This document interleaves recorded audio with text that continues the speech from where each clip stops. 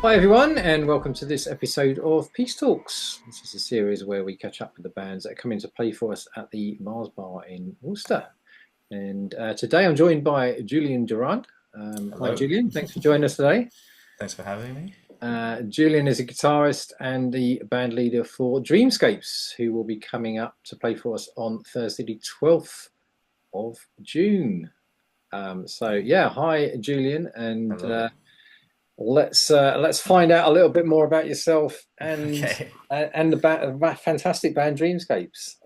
Yeah. Tell us about yourself, kind of how your musical journey started. I Um, think you kind of like many guitarists got into it through rock and yeah. that kind of stuff. Yeah. Yeah. So yeah, I started listening to, well, basically I had a couple teachers and I never like got really into it until I had one teacher called Vlad, who was this just really cool sort of like classic death metal kind of guitarist, had like really long hair and like mascara and stuff, but was like the nicest guy ever. Hmm. And he would just come to my house every week and he showed me like, yeah, Black Sabbath, Led Zeppelin, Metallica, all those sort of like classic rock bands. And that just really got me into music basically. And like we would just like learn solos together, learn the songs together. And he's actually probably the first person who introduced me to like improvising Hmm. and showed me scales and all that stuff. Like, and yeah, just like if it wasn't for him really, I don't think I'd be doing music. He really got me passionate about it. And then he left, and then I got this other teacher that was really into jazz, like sort of like old school Right. jazz guitar, which is actually probably what I needed at that time. And he got me really into, he was actually a gypsy jazz guitarist, so this was in Right. France. Okay. And so he was like really into like gypsy jazz. And so he showed me all that stuff, like all the like really technical stuff, and I was just trying to do it basically. And around that time I also had like a big band in my high school. Ah, right. And yeah, I joined it and that was really important for me as well because that's where I like taught myself how to read. Like nobody ever really taught me how to read, but I just had to because I was like in this big band and I was like, oh my God, I need to. I don't know what the hell I'm doing. And and yeah, and then we were playing more sort of like fusion stuff, actually more like funk, sort of like Hmm. jazz funk, some like Jaco Pastorius like charts and stuff. And yeah, those two things That basically was got it. That was in the big band, was it? yeah, yeah, Yeah. yeah. Yeah, and that was really fun. And those were like sort of my first experiences like playing gigs and playing with other people and stuff basically. Yeah, and then I went to study in Birmingham. Graduated about 3 years ago now. Wow, that's crazy. Yeah. It's already been 3 years. Um, yeah, and That's just as actually, I started Music Spoken Here. That's that we celebrated yeah. what, 3 years last our last gig. Yeah, three Oh years and wow, 50 shows. There we go. yeah. So yeah, and then yeah, since then I've just been like playing, doing a lot of writing. I'm sort of doing more writing at the moment and more like production stuff. I'm trying to learn more of like the tech side of music. Like I'm teaching myself how to like mix music Okay. Yeah. and how to and yeah, and how to produce and yeah, because I've been working on this latest album that we've got. Was actually our first album. We Mm. released an EP like last year, but this is a first like full length album. And yeah, I've been basically working on the production and for the past 6 months. And Right. it's Okay. yeah, it's been a bit intense. And now Good. it's sort of finished now. So so yeah, the music we're Cool. going So to be playing is is basically that are you doing that at a studio somewhere with some help, or are you kind of yeah. self I mean, funding? we recorded it in at Fish Factory Studios in Hmm. London in December, and yeah, since December I've been like doing all the editing and the production and stuff like on my own basically in my room. Fantastic. Haven't seen the sun in 6 months basically. But it's great that you got the ability to do that now. Yeah, With tech, I often have chats with people on these interviews around sort of how the two sides of the tech coin. It enables people to do so much more definitely, independently and by themselves, on a definitely. laptop. Yeah, Um, but at the same time, it it maybe proliferates the volume of stuff that's out there. That's Oh, for sure. you know Like, that's not great, but sort of yeah, there's like fills. thousands and thousands of songs being released like every day Mm, on Spotify. yeah, But but yeah, but definitely I've appreciated over the past few months like having that freedom to be able to like curate, these recordings and like actually do things that I want and learning how to like get the sounds that I want without having to necessarily go through somebody else, because before I always did it like that, like we did the recording and then I'd have to work with someone, the mixing engineer, and like I'd have all these ideas but I wouldn't know how to like translate them in sort of like right. tech talk. Yeah, So yeah. now I'm sort of trying to bridge that gap a little bit now. Ah, cool. Yeah. And yeah, so the EP that you had, that the first EP, that was a 3-track EP Yeah. that was January 2024 Yeah. with Dreamscapes. So yeah, tell us a bit about the band then, how that came together. Yeah, so this band is, yeah, it's funny because there's been a couple formations now, but the original band, it was all people that I knew sort of like from different worlds. So I'll start with Jenk because he's the guy I knew the most, actually the longest. And we met like on this summer school in Italy um, in 2017 or something, and we like sort of kept in touch. And then I found out that he'd moved to London, and then I saw him play with Romano Campbell, which I'm sure you Yeah, know. yeah, because Yeah. we had a trio book for February, so Jen was going to come up Oh then. yeah. Yeah, we had to Oh, it didn't happen, reschedule. and then. Yeah, no, we had to Okay. cancel. There were some logistic issues Oh, around the because time of the gig. So yeah, they live in Berlin now, I think, as well. yeah, yeah, Yeah. yeah, exactly. So hopefully we'll be getting her back with the trio. Yeah, But they're so good. They're yeah, yeah, I've seen them such a a great couple of band. times. They played in Stroud, Yeah, and then they played up at the uh, Symphony Hall. Bishop's Castle up in Shropshire. Okay. Hun Okay. Valley Jazz. Yeah, yeah, yeah. Okay. I don't know that, but yeah. So yeah, I saw them play, and I hadn't heard Jenk play in like 4 years, and I was like, holy shit! Like this guy is like sort of like who I was looking for because I didn't in Birmingham there was like nobody who was playing electric keyboards. Everyone was playing pretty acoustic piano, Okay, you're right. pretty like straight ahead. Yeah, yeah. And I always obviously from like the rock background also like I listened to a lot of fusion and like guitarists like Pat Metheny and all that stuff. It's always like it's never just like jazz really. Mm. It's just like it's like a mix of all the stuff just because of like the nature of the instrument. And I always loved like pedals and that sort of stuff. So when I saw Jenk play and he had like 5 different keyboards and like loads of effect pedals and stuff, and I was like, oh shit, like okay, we need to get a band together. And so yeah, so then it was with him and then Lucian I knew from Birmingham. Hmm. We'd played a few gigs together. And then Jono, Jono was the original drummer, and he was also from Birmingham. And he'd actually set up like a jam once with me, him, and George, who I didn't Right. know at the time. And we just like played free, we just improvised, and I was like, oh, this feels great. And so I was like, okay, I want George in there as well. So that's George Garford Yes, on sax sax, player. who actually came up with. He was playing with Torrin Davis's Oh, nice, yeah, band in September last year because we did the great. Jazz Midlands mentoring or Jazz Central mentoring Yes, yeah, scheme, and yeah, Torrin was one of the candidates on that. So yeah, yeah. I love Taran as well. interesting to get band there. In fact, I think yeah, the week after that, so that was on the Thursday night, and then the Tuesday was when you had your gig with Dreamscapes. The following Tuesday was at the Oh yeah, Deep West Jazz at Night Out, oh yeah, yeah, yeah. yeah. Which is when I came Uh, along and saw you and then booked you. oh yeah, oh yeah, yeah, yeah. Yeah, that was a good week. That was. That was fun, yeah. But yeah, so basically, I knew like nobody else in the band knew everybody else, if that makes Right. sense. Like I knew everyone from like individual Yeah, but they not bits, all and come then together. I reunited everyone, and it was pretty special because everyone's got a lot of character, Mm. like personality wise and on the instruments, Yeah. and everyone's got like just very like strong identities, I think, musically. And the first gig we did was like we were supporting Paul Dunmore at the Right. Yep. Conservatoire, and actually the repertoire for that gig was a lot of like Eberhard Weber. I don't Right. know if you Yep. know Eberhard Weber, like sort of like Ralph Towner, that sort of like ECM sort of sound that I always really liked. but with some sort of like synths and a bit more of like an electric sort of sound. And that gig was like pretty amazing, to be honest. Like it was still to this day, I think it was like one of the best gigs we did because everything was so like spontaneous, and everyone was just like really improvising.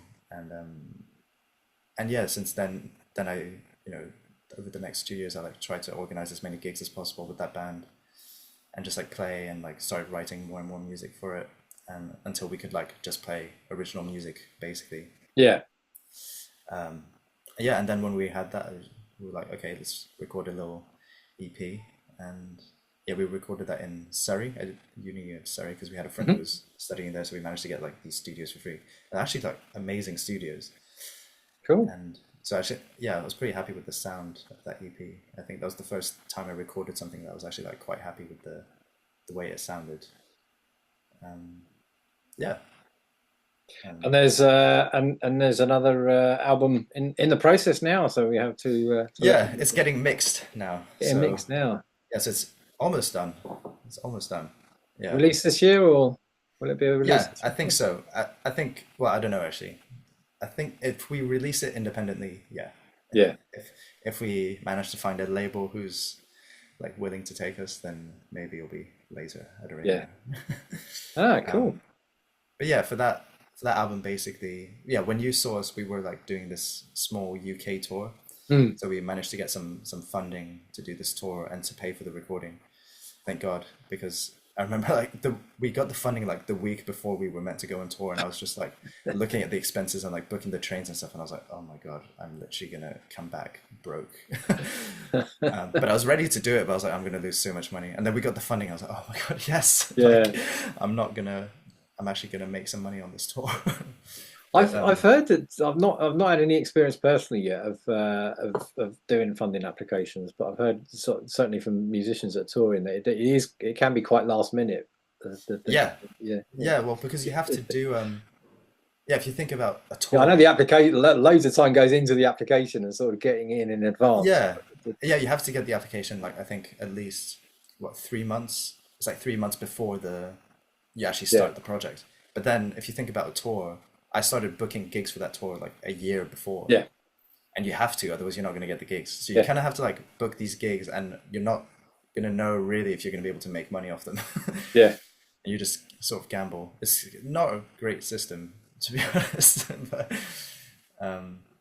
But yeah, but we got lucky this time. So we managed to do the tour, and the idea for that tour, I was like, okay, we're going to actually sort of play the same music. Like I'd written a bunch of music, and we're going to like get really good at playing this set of music, you know, like all these like quite hard original compositions. And we're going to be able to experiment on tour, you know, try some different sounds, see what, you know, who solos where, like what works the best, what sort of energy Yeah. you want. And so we managed to do that over 2 weeks. We basically played the same tunes for like 2 weeks. And after it was like, okay, so now we're ready to record an album, basically. And so then it was quite nice because then we got into the studio and actually we knew all the songs like really well. Yeah. You know, nobody was reading music. So I think we managed to get some, yeah, just that extra level, I think, of detail and like interaction that I think you wouldn't get if you're just, most recording sessions that I've been in is like, maybe you have like 1 or 2 rehearsals and then, you know, in the studio, you're like reading the music. And it's hard to get into the music already. Like if you're in a studio, you get kind of a bit freaked out because you're like, okay, Yeah. I know this is gonna be recorded. So if you're reading One as shot. well, yeah. So if you're reading the music as well, then you're not gonna take any risks. And Yeah. this band is really all about taking risks, I think. Yeah. And was it pretty much recorded live, as in you're all playing together, or did you do So have overdubbing? it was basically every track had an element of a live take. And then we did quite a bit of overdubbing. So I wanted it to really be like a studio album, you know, sort of like produced studio album, which I also think you don't get as much in the jazz world, which is also why, as we said at the beginning, you know, I was like, I don't want to call it a jazz album because I really don't think this is a jazz album. You know, it's not like a live take. There aren't actually that many solos. Right. It's more focused on like the composition, the production, like the vibe of the tunes, and like Yeah. those are different layers. Even though the layers were improvised often, if that makes sense. We'd have like Yeah, a yeah, live take, and yeah. then we'd be like, okay, George, go in the booth and just like record yourself improvising over this, and Hmm. then we would like pick some moments that we liked and just like play around with that basically. Yeah, Yeah, and that's sort of a process that I really enjoy. It's really fun to record music like that because you get that sort of like spontaneity, but also yeah. you can curate it. You've got control over, yeah, the end product. Yeah, yeah, exactly. Yeah. Yeah, I mean the lives. I think I've seen you because there was Digbeth Jazz, and then you played at the Mac Yeah, more recently. I got down for that one. I thought there might have been one in between, but probably not. yeah, I thought there was. Um, yeah, maybe. I have to look at it, my Instagram because that's my gig diary. I Yeah, forget. I scroll back and go, where was I in June? Yeah, but it's always been an exciting live performance because yeah, you do sort of stretch out then and. yeah, It's interesting book. Most of the bands that I book, I've seen live because you'll get a CD sent through and you listen to the yeah. CD and go, it's interesting, but it's not. Doesn't translate. I need to sort of Yeah, feel it in a room, and also you get the reaction of the audience. How it works with that. definitely. That's why I get out to so many gigs and Yeah, yeah. see That's what's I mean going that's a on. great way to do it, I think. Yeah, because I feel like yeah, now promoters is like so much of it is like you have to send a demo and like send like a video, and usually like you said those videos are often like quite yeah, quite polished and Yeah, they're not really what you're gonna get yeah, when you exactly. book that Yeah. band. Yeah, and I find because I've done that. I've heard CDs, and I've thought I know the musicians on this are brilliant. I've heard them play and Mhm. seen them play, and I'm not I'm not really getting it from this Right. polished production of a CD. Yeah. Um, and then I go and see the band live, and it's like a completely different. Yeah, this is yeah. Yeah. You gotta come. So I think that's the thing. It's I suppose I remember chatting with someone a few years back, and it seems to have sort of transitioned where um, in sort of the 80s and 90s when I was growing up, and bands would tour to sell, the live performances would be Yeah. marketing for their records Yeah. because Yeah. it was record Yeah. sales that was making the money. Yeah. And now it's like your CDs and your recordings are pitches to get the live gigs because Yeah. you're getting more, not Probably yeah. nowhere near as much as was happening years ago, but you might get more from doing the gigs. I don't know than the recorded stuff. I suppose I don't know. Yeah. I don't know. We managed to sell like quite a few CDs actually on that tour. That's good. And for this one we're doing vinyl, which I think actually Okay, yeah, people will buy more vinyls nowadays than CDs, which is funny. yeah, yeah. It's kind of done that full turn, isn't it? Really, because I started collecting music on vinyl and Yeah. cassette actually when I started listening Yeah. to those cassette. We used to have Walkmans. Yeah, yeah, yeah. And so and I'd buy vinyl, and then obviously in the car or on my Walkman, you'd record the vinyl onto a Oh, right, yeah. cassette, and then carry that around with Yeah. you. And then when CDs came out, I sold loads. I got rid of loads of my vinyl Yeah. with the idea of buying it on CD, and never did. And Yes. no, it's now so gutted that there's so much Yeah. No, oh, vinyl yeah, that I you got rid of that I probably won't be able to get hold of again, or yeah. find it in some charity shop box Yeah. for Yeah. 50p somewhere. Yeah. But yeah, and I've got behind me a whole load of Yeah, I can see. three 400 CDs just sitting there. A lot of them I've ripped to iTunes so I can listen to. Yeah. The thing is, Listen to. CDs sound great though. That's Yeah, the thing. They yeah, just sound amazing. yeah, But yeah, I don't even have a CD player. yeah. I was like selling CDs on tour. Like I actually don't have a CD player, but I would buy vinyl. Yeah. Yeah, Yeah, well, I like I've started vinyls. rebuying vinyl. I've got a CD, an old 30-year-old. Actually, where is it? No, 1988. I bought it. It's getting on for 40 years old. Whoa. Um, NAD record deck and uh, amp next to me. Wow. Which I actually bought from when my nan passed away. She left each of the grandchildren £500, Right. and I went to the hi-fi shop and bought this. So it has sentimental value. The record deck groans a little bit. Uh, Yeah. and it's needed a new belt every now and then and a new stylus, but I keep it going because Yeah. it's got that. But yeah, it's funny. I've now restarted buying vinyl, Yeah. um, and but again, I don't because it sits in my office. I actually listen. I'm sat in front of my Mac and I listen to that, Yeah. and stuff that I've ripped from CDs and such rather than playing them. Yeah. But yeah, it's a format that's at least a gig you can take something away. You can give you some Yeah. hard-earned cash, and it's something you can take away from it. Yeah. And you know that at least if you're buying a vinyl, you're supporting the musicians. Hmm. And also it is, yeah, it's just like it's a big like souvenir as well, isn't it? It's Yeah, like even if you don't listen to it, it's like if the album cover's cool, yeah, it's like it looks really cool. indeed. Yeah. Yeah, so yeah, bring some of your EPs along with Yeah. you. So We won't have any of the album just no, yet, no. sadly. I did try. I was like, oh, it'd be great if we could get them for these gigs, but no. Yeah, no worries. We'll at least hear it live. Yeah. So then, yeah, just going back to the band.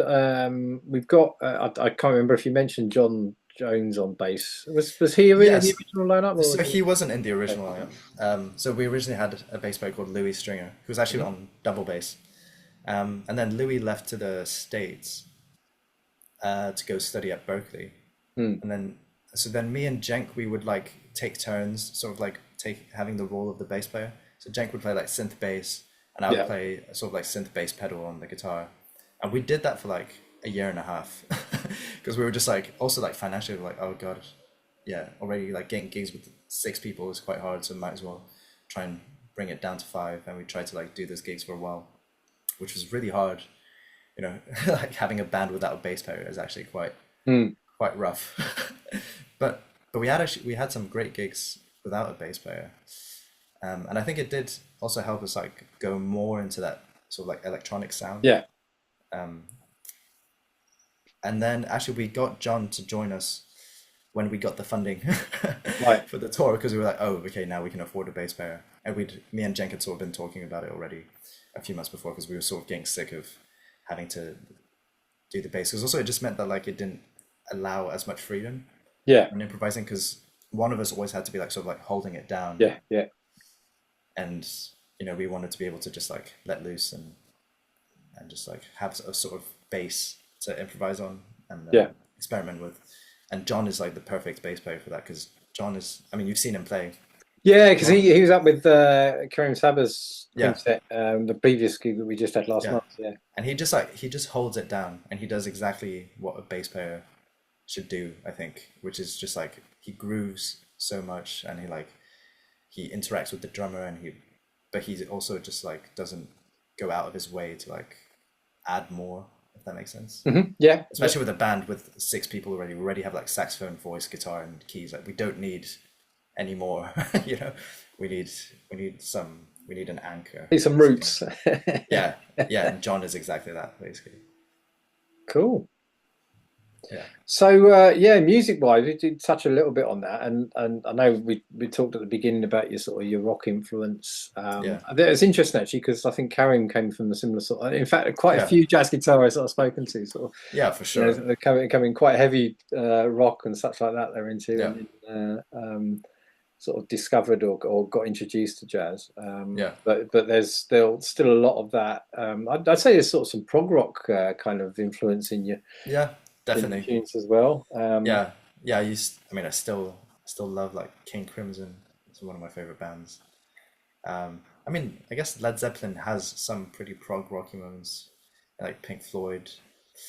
Um, yeah, yeah. We had Jeremy Stacey, who's one of the drummers of with King Crimson Oh yeah. in the last set, a couple of tours. Wow. He came down and played with. He played in January 24 with a Wow. band that was with Paul Stacey, his brother, No. Jeremy's brother. Yeah, so Paul's worked with loads of bands. Um, and then they had Jason Rebello on keys, Yeah. and Oh, then cool. Pat Davey was on bass. I found out since there seems, I think there's two Pat Davies. One's a bass player and one's a drummer, and they're Oh, kind really? of, I thought maybe he doubled, but they're two from No. and yeah, Pete Case was on keys. But that's a great band. They got together in through the sort of Bournemouth scene in the 90s. Yeah. Yeah. And they do gigs probably 2 or 3 times a year. So Oh, great. It's great to catch them.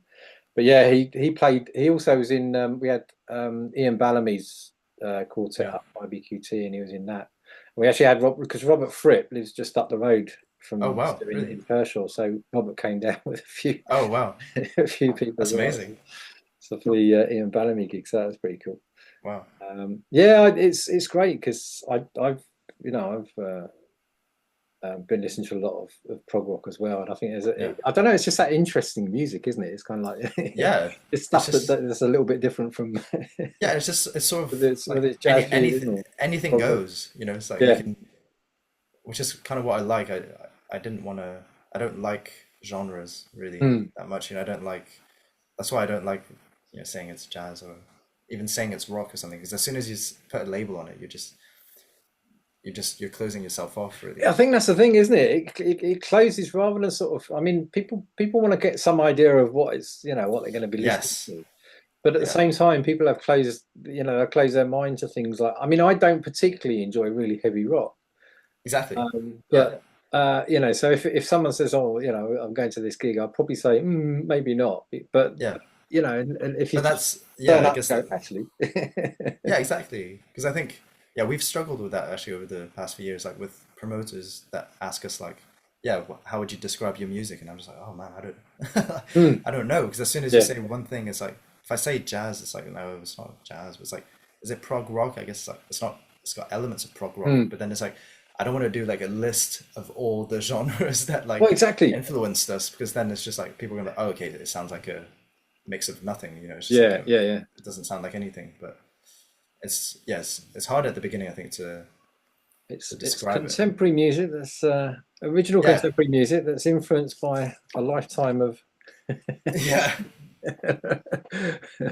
because the EP that you've got you brought out, that had a cover of Lucy in the Sky with Diamonds, which was brilliant. I really enjoyed that. Thanks. And it's good to have this that sort of fusion and even with prog rock to some extent that's got vocals in the way that, you know, a lot of Lucy's is non-verbal, you know, it's sort of wordless vocals and such. Not even necessarily in the sort of traditional scat kind of framework, but I suppose more like sort of some vocals on some of the Pink Floyd stuff or something. Exactly. That, like the Great Gig in the Sky. Yeah, exactly. It's just like I remember hearing a radio interview years ago, and the woman who recorded that voice, the woman whose voice it was, got £8 for that. What? She got £8, and that was it. That's insane. Because I'm pretty sure that's it's like one take as well. It's her improvising. Which is just nuts. I mean, it's probably quite a good payment at the time. £8, I guess. I guess £8 at the time. It would have been in the late 60s. But hopefully she's got royalties. I don't think. No. We're following up, but it was a radio interview years ago, and that's crazy. It's mad because that's iconic, really, isn't it? So, it's amazing. Actually, the new album leans more into vocal stuff. Like more lyrics actually, and some more songs. So like there's a song that George wrote that has lyrics. Then me and LA wrote a song together that has lyrics as well. And then we actually do two covers of other songs as well that have lyrics.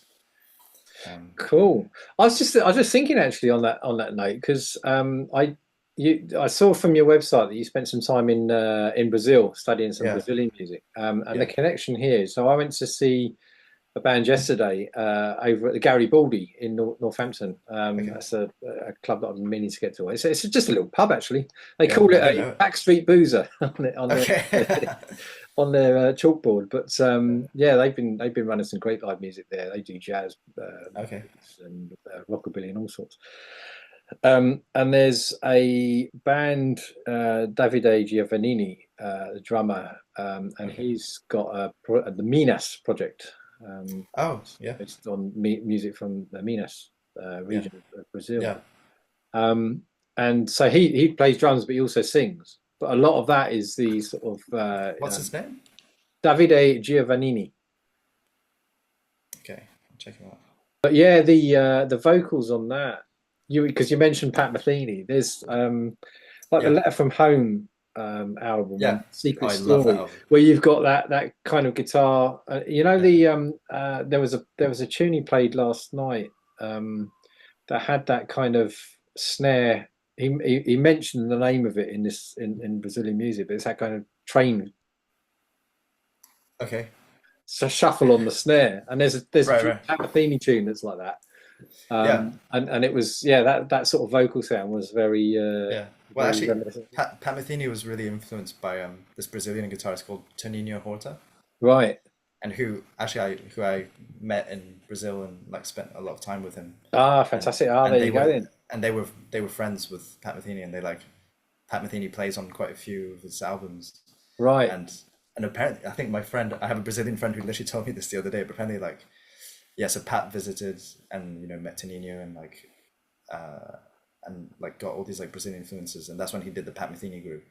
And I Right. think apparently he had like a Brazilian girlfriend at the time. I think Ah. that's like his whole period, making loads of like sort of like Brazilian music. And then I think they broke up, and he's just like apparently he's never been back to Brazil. So they Ah, had cool. like a messy breakup. But yeah, that's funny because yeah, that whole region of Minas Gerais that's the music of Brazil that I really love as well. Yeah, Like because Toninho it's Horta. it's it's it's quite different to a lot of Brazilian music that you normally hear. Yeah, You sort of well, associate it more with the sort of it's fusion again, yeah, actually. yeah. It's because Milton Nascimento, I think he was hugely influenced by the Beatles Hmm. and like Brazilian folk music, like like choro and Yeah. samba and stuff.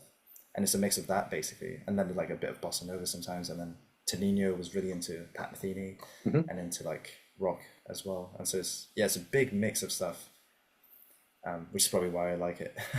Cool. Like classical music as well, and it's like, oh, yeah, it's amazing.